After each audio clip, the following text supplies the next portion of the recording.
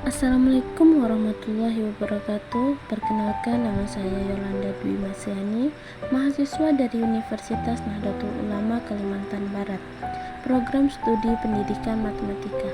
Pada kesempatan ini, saya akan menjawab pertanyaan yang telah diberikan oleh Bapak Rosadi sebagian dari tugas mata kuliah ini. Terima kasih untuk kesempatan yang telah diberikan kepada saya untuk menyampaikan jawaban ini. Saya harap jawaban yang saya berikan dapat memenuhi harapan Bapak Rosadi serta memberikan manfaat bagi teman-teman sekalian. Berikut adalah penjelasan terkait pertanyaan tersebut. Pertanyaan pertama, jelaskan bagaimana kajian fikih yang berkembang di Nusantara dipengaruhi oleh konteks budaya dan tradisi lokal. Berikan contoh spesifik penerapan fikih lokal yang masih relevan hingga saat ini. Jawaban, kajian fikih yang berkembang di Nusantara dipengaruhi oleh konteks budaya dan tradisi lokal melalui proses akulturasi antara ajaran Islam dan kearifan lokal.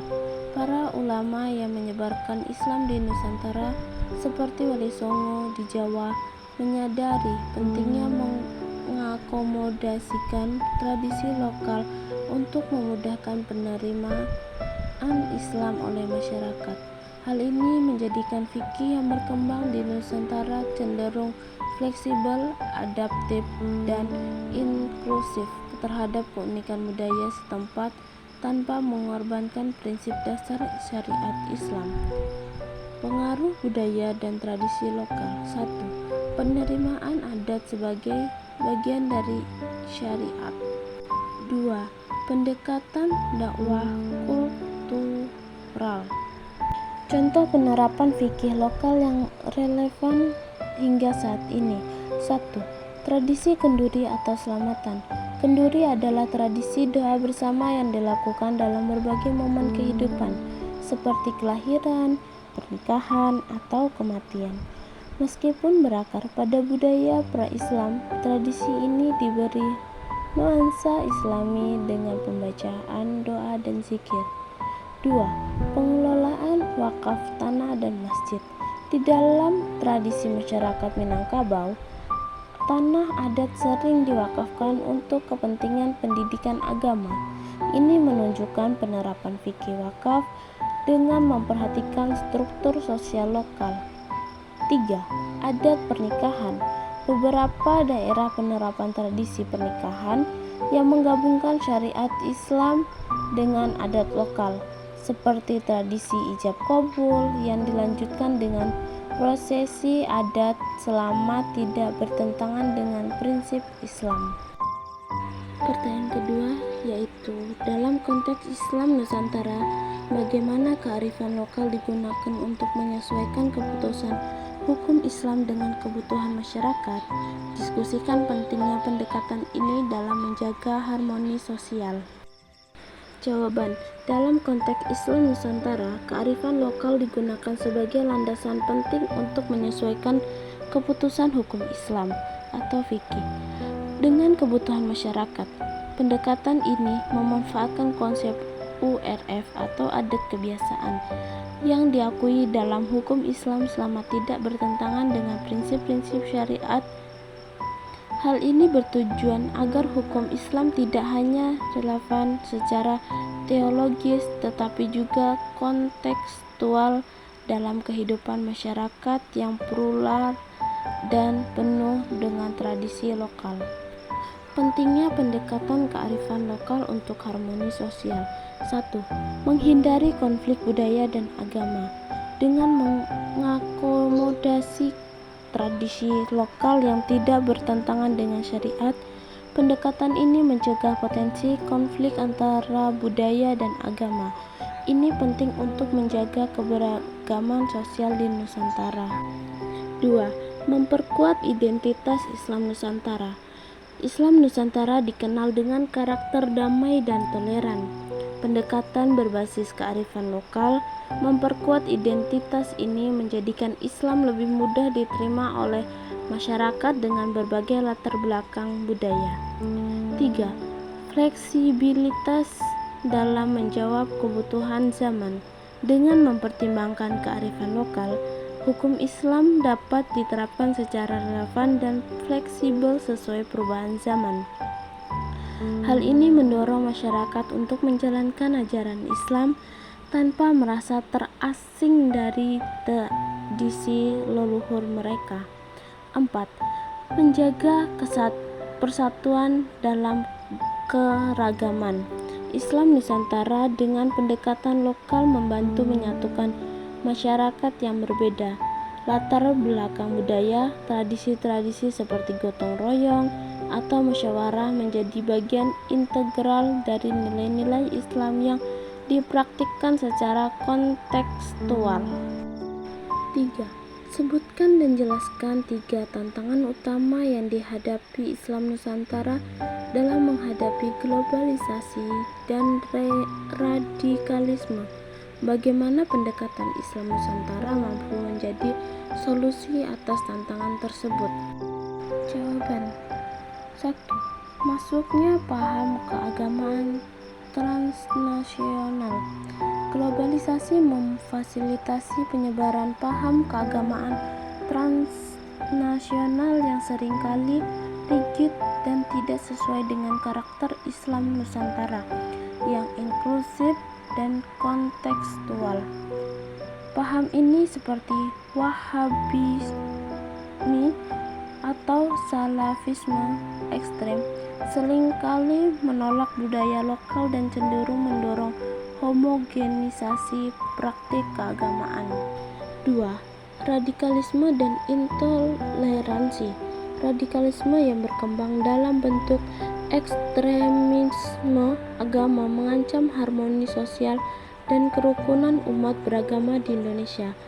Radikalisme sering menyalahgunakan ajaran agama untuk tujuan politik atau ideologi kekerasan.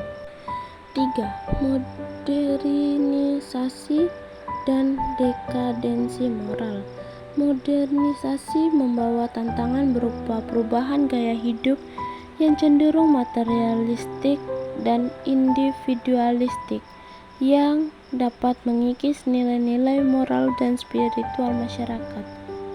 Tantangan ini juga meliputi pengaruh budaya asing yang tidak selaras dengan ajaran Islam.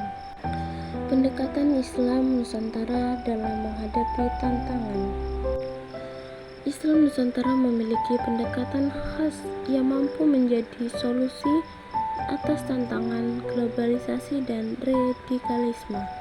1. Kontekstualisasi syariat. Menjadikan syariat Islam relevan dengan budaya dan tradisi lokal tanpa mengorbankan prinsip ajaran Islam. 2. Modernisasi beragama. Menjaga keseimbangan antara keberagaman dan kebangsaan, menolak ekstremisme, dan mempromosikan Islam yang damai dan toleran. 3. Pendidikan dan dakwah berbasis kearifan lokal. Memanfaatkan pesantren dan lembaga pendidikan Islam lainnya untuk mendidik generasi muda dengan nilai-nilai keislaman yang moderat dan inklusif. 4.